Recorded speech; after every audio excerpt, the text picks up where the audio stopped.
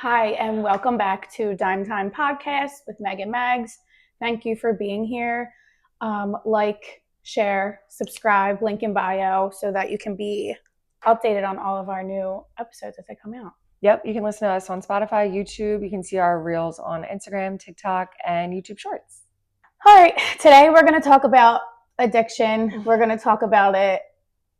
We'll go deep. We'll go light. We're just going to let it take us. We're going to let it take us. We're going to laugh a lot, though. So don't feel like if you're like not wanting to cry today, this isn't that type of episode. No. We're going to talk about it. We are both children of addiction. We both have, since birth, really. Yeah. We have been raised by parents who are addicts, have been recovering, were relapsed and recovering.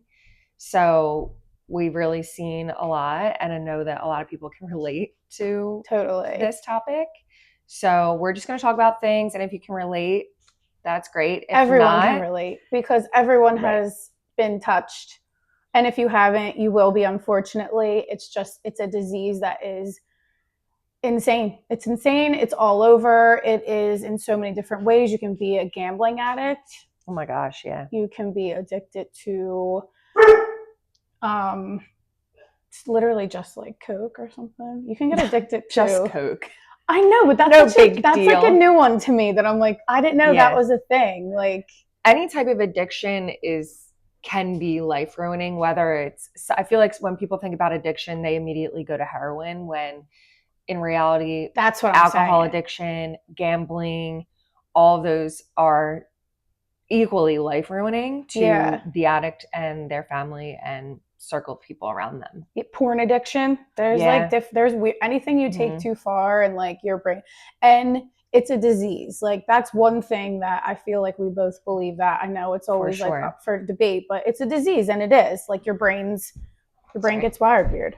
Addiction is really just like pick your poison. Yeah. Addiction is the root, and then it could be anything surrounding it.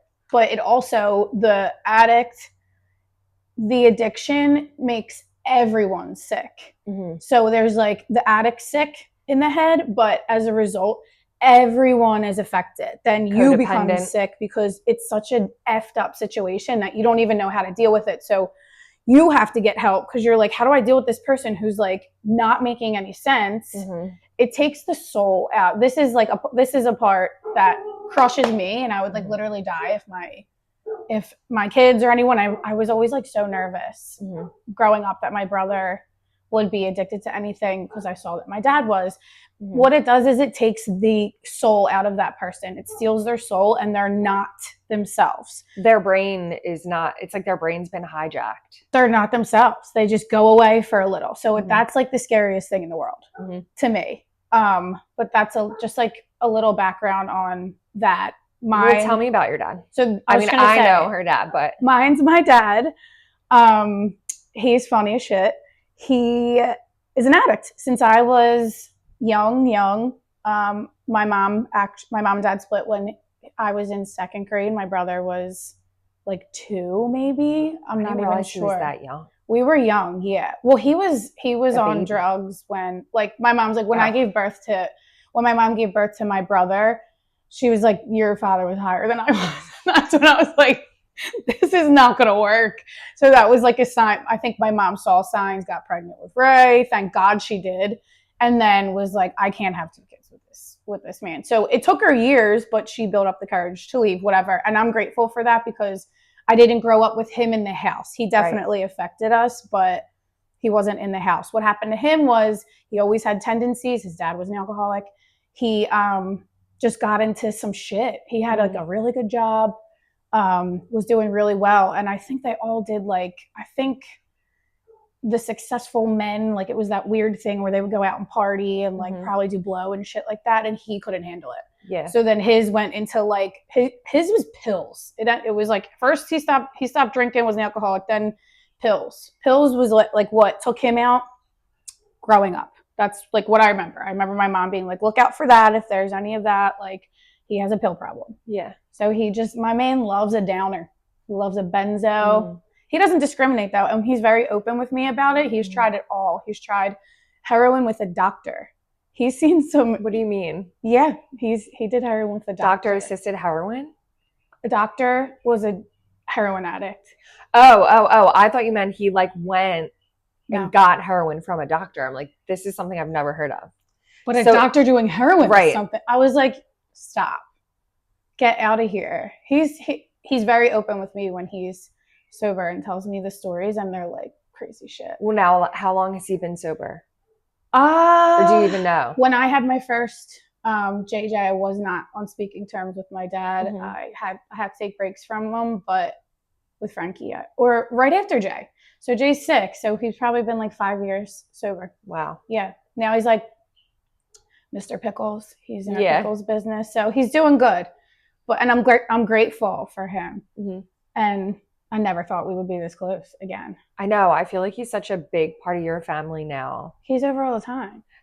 So yeah, it was a long journey. Fortunately, I am on speaking terms with my dad. He's doing well. If he's still using, I'm too old and I have a family to even care. He's welcome at my house. Yeah. The man had a disease. Right. Tell me about your mom. So honestly, I don't know where drinking started with her, but I know that her issues started when her own father passed away suddenly when she was 11. Wait, so my dad's dad had a heart attack when my dad was 9. So yes. I think so. And my mom swears that was. I think that she was 11 and she was the baby of 4. She was daddy's girl. And their birthdays were close together, like they were super close, and he very suddenly passed away. She took on the role of making dinner for everybody, like her mom and her older siblings. Like she very much like threw herself into caretaker. Yeah. Which was hard because she was the youngest. Yeah, weird that the youngest did that. And then she went to college, became a nurse, met my dad, and I think she struggled also with like body image and maybe like disordered eating type stuff too. And she just started drinking and had 3 kids really close together. And you don't know when she started? She always drank, but when it became a problem, I don't know. It had to have been when we were very young because I only ever remember there being an issue with alcohol. Okay. Like alcohol was never like recreational. Like it was in the house. I don't think my dad realized that it was an issue. Like, like Noreen just likes to party or whatever. Then my parents split when I was 9. So we were going back and forth. Then it just got worse. So I was in like 4th grade, I think. Yeah. 4th, 5th, 6th grade. It was common for my mom to be passed out. Or the issue is she was a wonderful mom. She like handmade Halloween shirts for us. Like she was like the friendliest person ever. She was. People loved her. She was funny. She was cute. Like she was 5'0", like just like a very nice. She showed up to events. Like she was functional too. Very functional. Yeah. She was functional until like the last few years of her life. When did it start getting apparent to like the friends' parents, if that makes sense? I don't know. You know what I'm saying? I think they knew. Like I think my friends parents knew. Yeah, okay. But they just supported me. Like I was always at Julia's or our other friend. Like I was always at someone's house, or I always had friends over. Just like I think they knew. Like one of my friends' parents would make lunch for me and take me to school, and I think the other parents kind of just stepped in. Yeah. But what could anybody do? I know. So she was functioning in the sense that she was getting up and going to work and being a nurse and making a salary. And during that time, she had gotten multiple DUIs. She lost her license. While you're in grade school? High school. So grade school, and then high school, she got a little worse. Yep. It just after the divorce, everything was getting worse, Yeah. but everything was so normalized to me. I'd be like, oh, mom's like passed out here, or like throwing up here, Yeah. or she's in the ER again. And she got like a lot of chances. Like there were times where she would get picked up by the cops and like not get a DUI.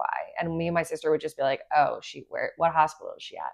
Yeah. So then after college, like she was mandated sober because she had to like be in a program to keep her nurse's license. Yes, I remember. She didn't have her driver's license, but she was able to keep her nurse's license. And then she was sober for maybe like 2 or 3 years when I was in college and after college. And then really? Yeah. And those were like the best years because she would like bring me dinner at college or whatever. And it wasn't often, but like it was nice to have her sober in my life. Like I had never had that. Yes. Isn't it kind of weird when they are? Yeah. It's all, you don't trust it, which is sad. I know, but you also don't know how to act. Yeah. You're just like, oh, are we like playing house now? Yeah. Like I remember that's when the weird emotions come in that we'll talk about. But like, I remember meeting with my dad when he was sober and being like, this is so awkward. Cause like, I don't know you. No. And it's like, this is what could have been. Yes. And it's actually, you're like grieving what could have been when they're standing right in front of you. Yeah. And then you know the other shoe's going to drop. Oh yeah. It always does. Well, in her case, like she then started drinking at work and lost her job. She got a DUI and then did jail. And then that was really like the downfall for her. I forgot about this. Like weekends, I think she did, right? Yeah. And then I remember my sister and I picked her up from jail for the last time. And I was like, will you go to rehab? And she sat in the back seat and was like, no. And I was like, damn. I went to therapy and they were like, you need to like retrain your brain. Like she's a sick person. Like, this person is sick. Like there's no coming back from this. So like what the alcohol had done to her body, like her body was just shutting down. Yeah. So for a while, my sister and I were like, we need to like change. Stop getting mad. So we changed our thought process. And then we were like, all right, tag team it. Like you're going to go to mom's this week, clean everything up. And then we started going like every few days or every other week. Right. Like we would change off. And we would Which go makes down. you feel like an enabler, but at that point, it's just too far gone. And I don't even know if at this point she was even drinking that much. She was just like, it was like we had to go in, clean her whole like I could talk about. I don't even know if we have enough time to talk about like that whole process, but like she got like messy. She couldn't take care of herself. Like physically, she was so sick that like we had to call the state and be like, can we get a nurse, like a caretaker to come in? Then we would go and clean up, make sure there was food in her fridge. Like she wasn't even really eating. Yeah. And then she just passed away. Yeah. Whew. And I didn't expect her to pass away. Like, I don't know what I expected, but like, I'm like, okay, we're taking care of her. We're making sure that there's food and it's clean and she's like getting help that she needs. And then all of a sudden, like she died and we read her autopsy and it's like her heart is 3 times the size it should be. She has heart disease. She has liver disease. She has like all this shit. Like the autopsy doesn't say like what it's from, but years of alcohol abuse. Ours is a little different because I didn't live in the house that the addict was in, which I think is a worse experience. Not that we're rating it, but like, I think that's harder. Everyone's touched with it and it's just like crazy. So that's our background. Before we start crying. I don't feel good. I don't feel good.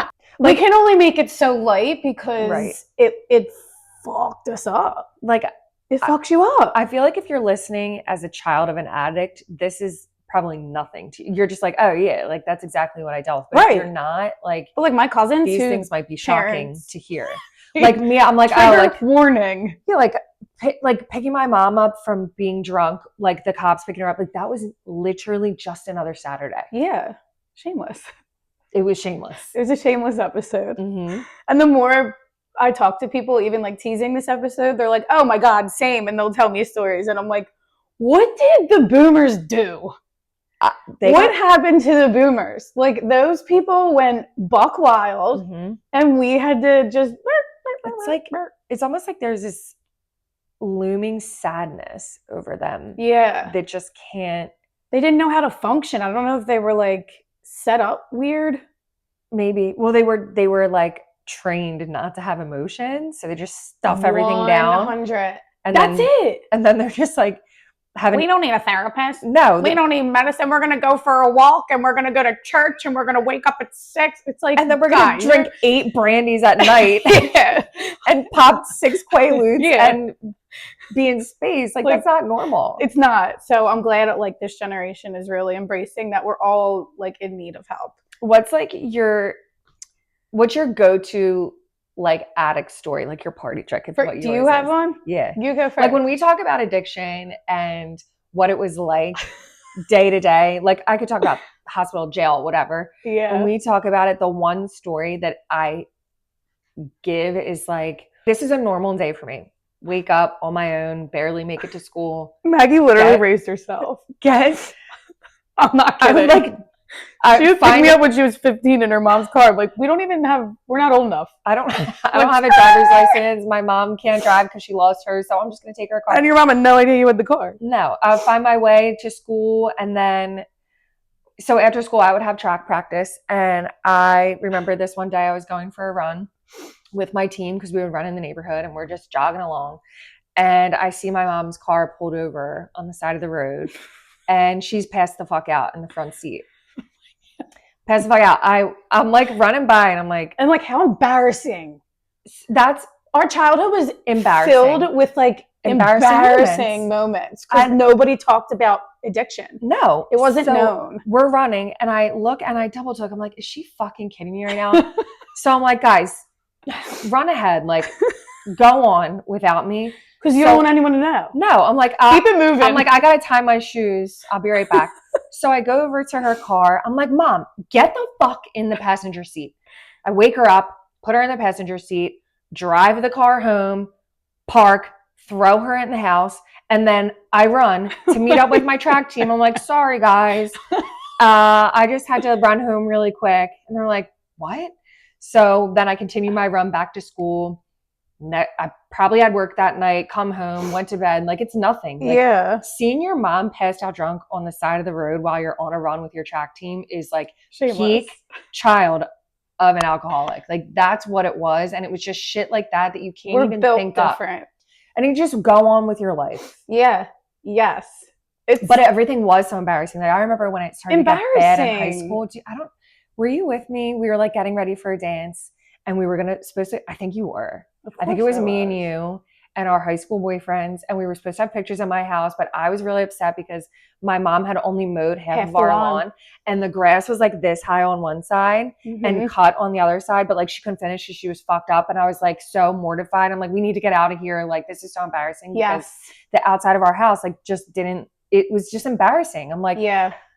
And everyone else is like pictures in their like fucking grand staircase. My mom, I'm like, maybe we could just take a selfie because our lawn's half mowed and my mom's passed out. I remember that. That was bad. That was bad.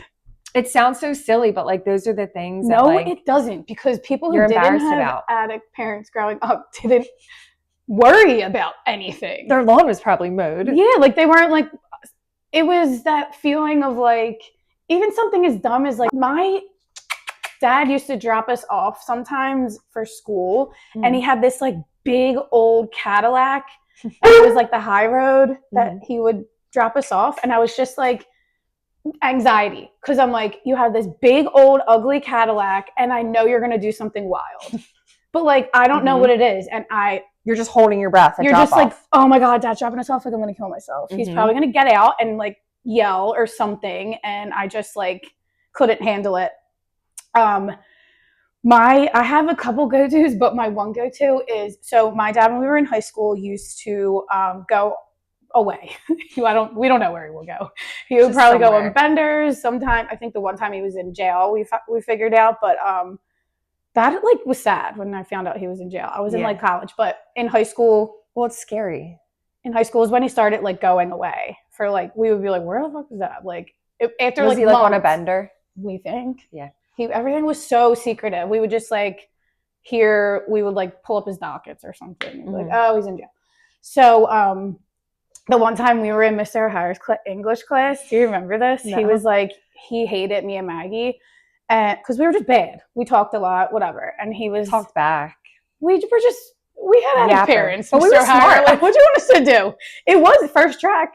We were smart. We were in first track English, and we did what we needed to do, but he could not stand us. He accused me of cheating one time, and I really wasn't. I was like, he just hated us. Anyway, sorry. He hated us. Remember, he made you stand outside of the classroom. He called me an asshole. He called Maggie an asshole and said, "Stand outside of the classroom," and she had to stand outside of the door. I was like, what the fuck did I do? That's worse than my mom arresting us. You were just like looking in the. Like, where am I supposed to go? He was like, "Just get You're out, an asshole, get out." I was like, this is Catholic school. So he was the worst. He was like a drill sergeant, like little man complex, whatever. Like, that's probably why we hated him. But he was yelling at me for talking. My only crime in school was fucking talking. I just wanted to talk to everyone. And he was pissed off. He's like, "Stop talking, whatever." And he's like, "You know what? I talked to your dad your dad was in here last night for the parent-teacher conferences. I should have said more about you." And this is when my dad was on a bender. Yeah. We didn't see my dad in months. I was like, what?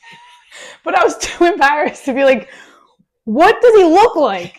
How is he? Does he have teeth? What is he wearing? Like, did you say hi to him? Did you tell him I miss him? Does he get my report card? Like, what in the fuck is happening? But now that I think about it. Was he actually there? Was it him? I don't know. It couldn't have been. I mean, he could have gotten high and done that because he did weird shit. So now I'm embarrassed because I'm like, did Mr. Hire see my dad? Yeah. Who's like a crackhead? Or did he just make that threat and like triggered me? And I was the whole rest of the day, I'm like, I went home like, "Mom." She's like, "No way." I'm like, "That's what he said." You should ask your dad now. Like, did you? He wouldn't even remember. Yeah, He's true. so years of doing drugs. You're not fully back. How was he? You saw my dad? I was like, how was he? What? So to this day, I thought he was there. And then someone I was telling the story to, they're like, "He definitely wasn't." I'm like, "Oh." Well, news to me. And then another one is he bought. He used to ask me and my brother for cash. Mm-hmm. How dumb am I? He'd be like, "I can't get to the bank. Can you give me cash? Here's a check." Shit would bounce every time. I was like, "Stop." I swear to God. He rolled you guys like that? He rolled us like that. Bought Ray a bike, took it back, probably sold it. We were like, what the fuck? That's shameless classic shit. Addict shit. Oh yeah, and that's the thing. Like, I'm not embarrassed There's always a to scheme. say this because their brains are one-way street. Like, they're not like, I'm screwing my kid over. Like, my dad's not a bad. No. Addicts are not bad people. Mm-mm. Their soul's not there, so they're not like thinking that way. Mm-mm. He's not like, I'm gonna go like screw them over. He's just like, I need this so bad. I don't care where I get it. Right. Which sadly, the addict loses sight of everyone in their life and essentially cuts everyone out. Mm-hmm. So it's like a weird thing. But yeah, I could go on stories for days. What other ones do you got? I think the scariest... Episode 3 of Shameless. I think the scariest was we would visit my mom's mom in Delaware. We would... she would take me and my siblings down to Delaware to visit my grandma and drink while she was there and then drive us home. Would you watch her drink? Like, oh fuck. No, I wouldn't. Because I was like with my cousins, like I didn't fully understand to watch while we were there. Right. But what I knew was she would go in the basement and fill a soda can with beer and then take the soda can home and drink and drive home. Yeah, she was bad. And she almost drove us off the St. George's Bridge. Like, we were driving and she cut to the right. And I just remember, like, you know, when you get like a flash, like I just remember looking at directly on like the right side of the bridge. I was like, this is oh my God. Yeah. And she didn't, thank God. But I remember begging my older sister to drive. I'm like, and she's like, I don't have my license. I'm like, it doesn't matter. Like, I would have please, like someone, like anyone. And she couldn't, like, she really couldn't. I don't know if my sister would have gotten us home or not, but we always made it home. But like that, and again, like just another weekend, like, she was just. Would you talk to her about it the next day? I don't remember at that age if I did. How old were you? Then probably 10. Which is scary because like was Steven in the car, your brother? Yeah, all three of us. But Jesus then Christ. It's weird to think about now as a parent to a child who's almost 10. I can't. Like, That's where I can't, I'm getting weird with that. Same. And almost like angry. This is a part where we talk about how people handle it. Like, this is hard for me to handle, especially like having kids, where I'm like, right. But, and then this isn't rational, but I get mad at the adults surrounding her. Agreed. My father, my aunts, my nana, who's not here anymore, but like everyone around. I'm like, did anyone give a fuck? Yeah, I know. Did anyone give a fuck? No one took the keys. I know. No, and I actually said this to my dad, like in the last year. I'm like, what? He's like, what? He's like, I did everything I could. Like, and I don't know what you do. He's like, you don't understand. Like, I'm not going to win in court. So like when they would do custody and stuff, like, he's like, I couldn't. That's true. He's like, so. That is true. And they lie, like addicts lie. They cover it up. They accuse, they'll do, when their back's against the wall, they're accusing anyone of doing wrong. So he's like, well, my hands are tied. I'm like, well, and if she was hiding drinking at that party, your aunts might not have even known. Right. And it's so easy for me to be like mad at everyone else when it's that's how it's not their fault. So that's how we all get sick. Like when I said, right, we all get sick because like if I have a loved one that's going through addiction, right? So say someone in my family is going through addiction. Me, my mom, and my brother have already been through this. So we're like, all right, this is what you need to do. Separate yourself, go to Al-Anon, do whatever the fuck you need to do. This person, the addict, is not going to get better if you coddle them. It's like they need to go to rehab. Like, but if they've never been through that before, they're going to piss you off because they're going to do shit that they shouldn't do. They're going to enable. They're going to go, but they have to go through that, right? Because they've never been through it before, and they don't know. They it's so hard watching a loved one because you want to support them in the tough love that addicts need. Because here's the reality: is that you gotta cut them off. You, and that's really painful. I know. Like if it's your kid, could you imagine putting your kid on the street? No, but the worst part is it has to go there. But you're gonna have to say you're either gonna get help or you're gonna be on the street.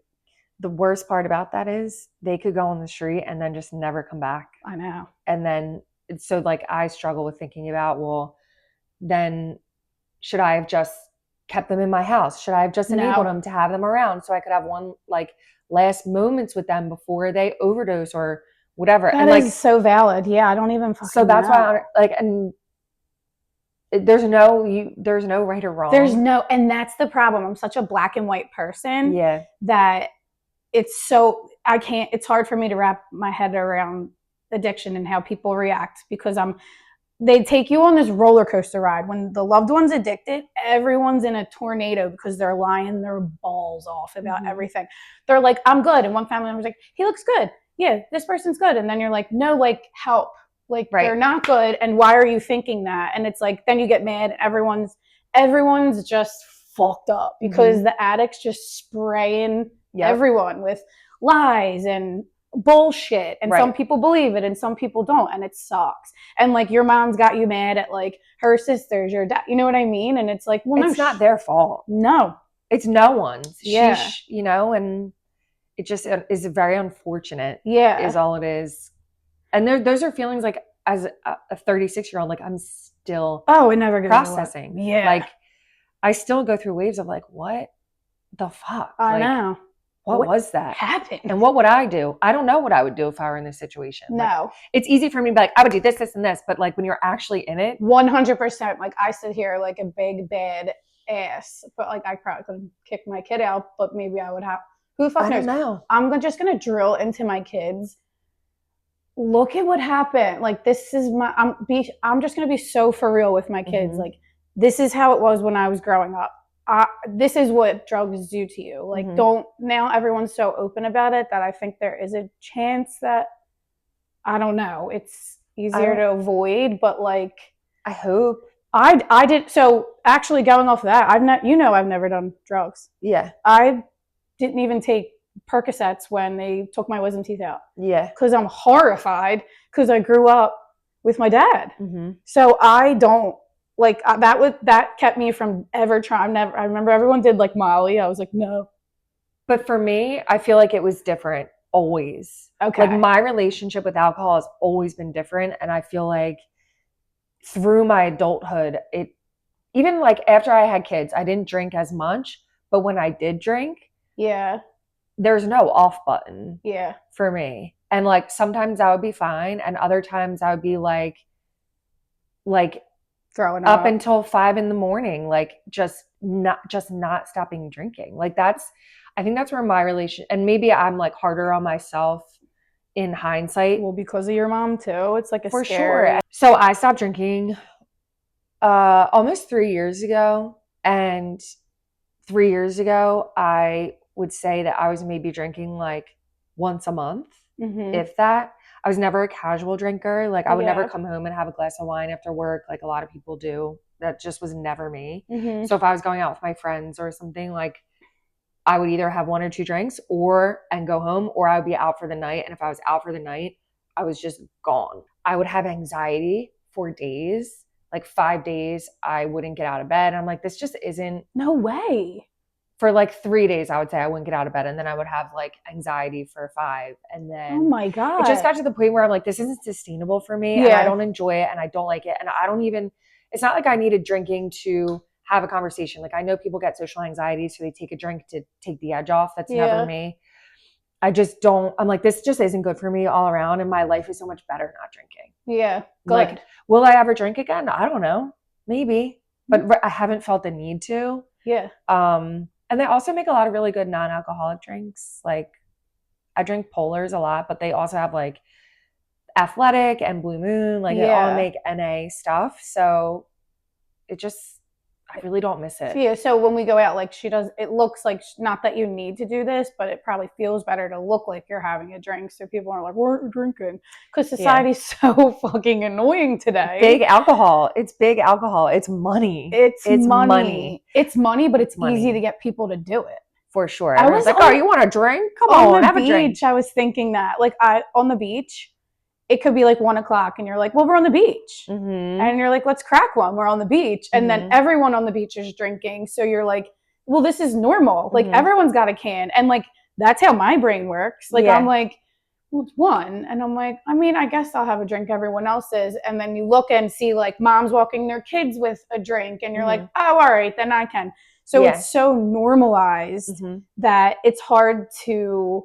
It's not drugs where someone's shooting heroin and you're like, no, don't do that. But it's just as addictive. Yes. I mean, I don't know if it's as addictive as heroin is, but if you have a problem, it is. It is. When, like, if you're like my mom. Yes. 100%. Yeah. Because at that point, it's not a choice. No. It's just not a choice. Like, it's not. Your body is craving. Well, and you want to get out of your head. Yeah. Anything. The thing is, you just need to get the hell out of your head. You need, like, or to make the feeling go away. Yes. To make the feeling go away, you have to have another drink, or you have to have another heroin, or you have to, whatever. I don't know what that is. Well, even there's THC drinks too. If anyone is interested in those. But also, I said to Jerry the other day, so those who have young kids, like from the hours of like 3 to 7, it's like just a really trying time. Everyone's like maxed out. You're trying to get people to eat dinner, whatever. And I don't drink during dinner, like during the week. It's just not a thing. But literally yesterday, I was like looking at Jerry at dinner and I was like, I'm about to pour fucking wine. And then I was like, this is it. This is how it happens. You're just like, you're wanting to be like, no, because I'm scared to become an alcoholic. Well, I've seen Did I want it? Fuck yeah. Right. I've seen like ladies on TikTok who are sober now. They're like, that's where it starts. Yeah. And then it's like, next thing you know, they're a bottle and a half deep. And then they're out every day going to the wine store. Once you make it a habit, it's very hard. Like even me, like I would have a glass of wine at night. I still do from time to time. Summer House was on last night. So at 8, I had my cocktail. But not drinking during the week for me was a hard transition because I always had a glass of red and a magnesium. Yeah.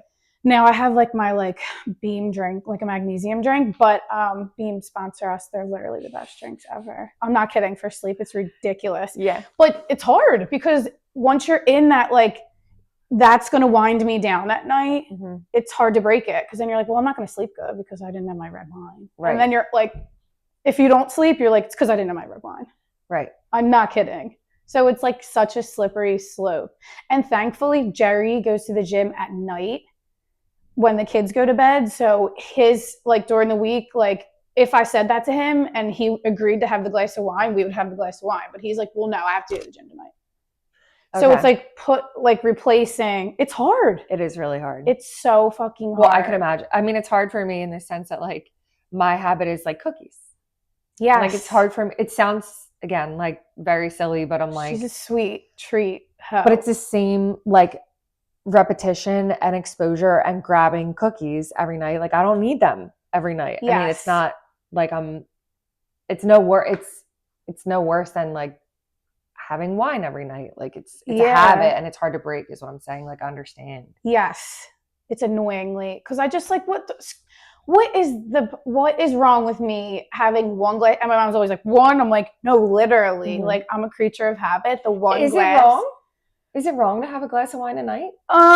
It's your body needs to take a break from alcohol. It's not good to, even one glass can disrupt your sleep. And I want good sleep. So like for me, I don't want an interrupted sleep. Got you. So, and yes, when you don't even have that one glass of wine, sleep's like deadly. Like Jerry tracks his and he's like, oh my God, like I got like a 98 sleep score. I'm like, yeah, because we didn't drink. And we went to that. So Ron does the same thing. Like if he drinks on the weekend, he's like, dude, my sleep's like a 40. I'm like, it's literally you're sleeping like shit. It's awful. There's no like restored. So yes, take the breaks. That's it. I think positively, we're kick-ass parents. We are responsible adults. I mean, for the most part. All right, let me take that part back. We're very responsible. We are. We make mistakes. Totally. But I'm not going to make the mistakes. I'm not going to get pulled over after the fireworks on 4th of July because I was drinking with my kids in the car. Wait, tell me about that one. Do you mind? No, that was it. She didn't get a DUI, but we were in the car. She was drinking fireworks. We're over it. And I was like, and the cop just said, run along. Good luck. Yep. What? They didn't make her get out of the car or anything. I don't know why. And they kept you guys in the car? Mm-hmm.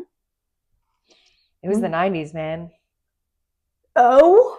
But that's what I'm saying. Like, we make mistakes, but I'm going to try my best not to make those mistakes. What was she swerving? I don't remember. Fuck, I just remember being in the car and it was pulled over. Yeah. And I was like, cool. Am I embarrassing. Another embarrassing. I can't. The lights are going. I'm like, yeah. Everyone's like, there's Noreen. There she is. Everyone let her go. Yeah. She's divorced and has 3 kids. So we're not going to do that. I get my shit done. I show up to the events that my dad wasn't present at because I know how much it means. I really appreciate my husband. Like, really, because I didn't grow up with a dad. Mm-hmm. So I didn't even know what like a marriage... Actually, my aunt and uncles, I was around my cousins and my aunt and uncles all the time. So that gave me like a glimpse into that. But if you don't live with them, you don't know what a normal marriage looks like. Right. It was just my mom. Right. So I appreciate the hell out of him because like I see him with my kids and I'm like, we literally never had that. Yeah. Oh my God, I could cry. I know. It's wild. I feel the same. Like I feel very fortunate to have my husband as a stable, secure partner. Yeah. And just giving that to my kids is like a goal. Like it's something that I'm proud of. As much trauma that there is and that I do have with my mom, like it doesn't discount all the wonderful things that she did do for us. Same with my dad. Well, and kind of. Those two, I think something we talked about earlier was like having like 2 things be true at once. Like I miss my mom with my whole heart. Like I grieve her every day. There's also relief in that I'm not getting phone calls. Like she's in the hospital. She's in jail. Like there's a lot. She's also at peace. Mm-hmm, because imagine living with that every day. Like I got to get there. I got to get to the next high. I got to get wine. I got to like whatever. Like that is not, it's no way to live. No. So it's okay. Who am I to tell you what's okay and what's not? But if you feel that way, you're not alone. Like if you feel like, oh my God, I just want them to like pass. Yeah. That's a weird thing to say out loud, but that's something. It was a very real feeling that I'm like, things would be like much better for her. For both of you. Because she's not okay. She wasn't living a life. No. So if it's at that point, like. But just because I have felt that way doesn't discount how much I miss her and how much I do wish she is still here. So it's very weird feelings. Yeah. Very complex Yeah. feelings. Addiction for everyone is so complex. That's such a good way to put it. There's no right or wrong. There's no up or down. You're feeling multiple. You're a mess. Very multiple opposite things at the same time. Sad, happy, regret. It's a roller coaster. The Language of Letting Go is a really good book, by the way, by Melody Beattie. My mom read it. She probably still has a copy of it. It helps you it's like I should read that. I don't know if I ever read that. It's so old, but it talks about the crazy roller coaster that you go on. You're happy, you're sad, you're hopeful, you hate them, they're never gonna get better, please die. Like it talks about that and how like it's okay to feel that way. That's normal. Don't feel like you're a villain. Like this like, oh, I'm so awful that I just had that feeling. No, it's a very real feeling. Yeah. It's very crazy. Normal. Yeah. Final thoughts is if you're going through it, you're not alone. It's really hard. Oh, it's so emotional. Like we both didn't even expect that today, but talk about it because it's the same with like anxiety and depression. When you start talking about it to other people who are going through it, you feel less alone and it actually relieves your anxiety. So like, let's get rid of the stigma that these people are just effed up individuals. Like they have a disease and everyone's affected by it. So if you are affected by it, if you have a loved one that is, go to therapy. It's not weird. You really need therapy, honestly. Like that's one thing, that's a hill I'll die on because your brain's all whack. And there's probably someone who specializes in that, like addiction therapy. Go to Al-Anon, like take care of yourself, not before the addict, but kind of. Yeah. And if you feel like you don't have anybody to talk to, you can always reach out to me and Meg. Like we could talk about it for days. We've talked about it for days. We've lived through I mean, I feel like this is like scratching the surface on the stories, all the things that we've been through. It is very hard and you definitely need to talk about it. You definitely need to have a little community around you so that you know you're not going through these things alone, whether you're an addict or a parent or a daughter. What did I want to just say of fucking someone catching strays? Like anyone in the tornado of an addict is just like, whoa, how did I get here? Like you just like you don't choose it. That's why the minute I remember in not to drag this on, but in high school, like my younger brother, me and my mom were whack jobs. Like Ray will tell anyone, he would come home, like he would borrow my car and like as a teen, like he'd probably take it somewhere and like not answer. And my brain went right to, he's on drugs. Yeah. And he had blue eyes. He has blue eyes. Like, so look at his eyes. So they were always the tiniest pupils. And I'd be like, oh my God. Like he's on perks. Because that would be the worst thing to happen to me and my mom. Oh, I know. Because it already happened with my dad. So I was like, living in fear. That would take me out. Yeah. So we signed him up for Williamson, the all boys school, and he didn't even know because we were like, you can't, if you go to Westchester, you're going to go one of two ways. Yeah. And it ain't going to be the good one. Yeah. So our biggest relief was enrolling him in Westchester. When he got in, my mom called me.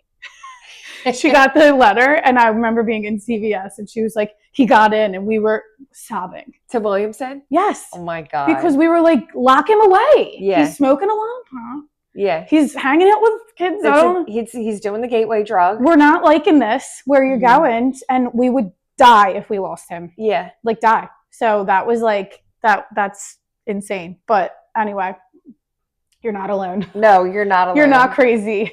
No. Protect your loved ones at all costs because once somebody's affected, you're all toast. I'm still toast.